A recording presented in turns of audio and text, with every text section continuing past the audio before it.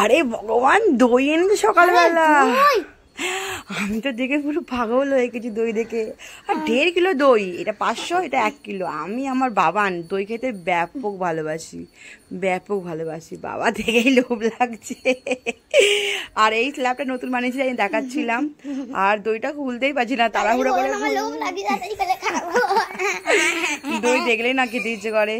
আমি দেখছিলাম যে দইটা কোনটা খাবো, এটা খাবো না ওটা খাবো, যে কোনটা খেলে বেশি ভালো লাগে। আপনার ওপরে যে দই সেই টাইট টাইপের হয় না, ওপরে লেয়ারটা খেতে বেশি ভালো লাগে।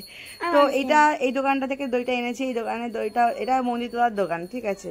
মন্দিরতলা এখানে পাওয়া যায় আর খুব ভালো বানায়। আমরা তো এখানে দই খাই। আর তাড়াহুড়ো খুলতেই পারছি না। তো খাবো, আমার লোভ লাগছে।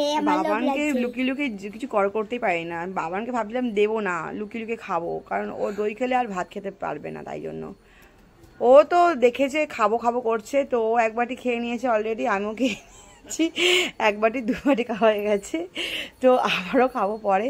অনেকখানটি দই এনেছে। আর আমি না দই খেতে এত ভালোবাসি, যখন দই আনা হয় তো বেশি বেশি করে আনা হয়। আমি আমার মেয়ে, আরে দেবো তো, দাঁড়া না 2 মিনিট দাঁড়া, আমাকে খেতে দিতে ভাই।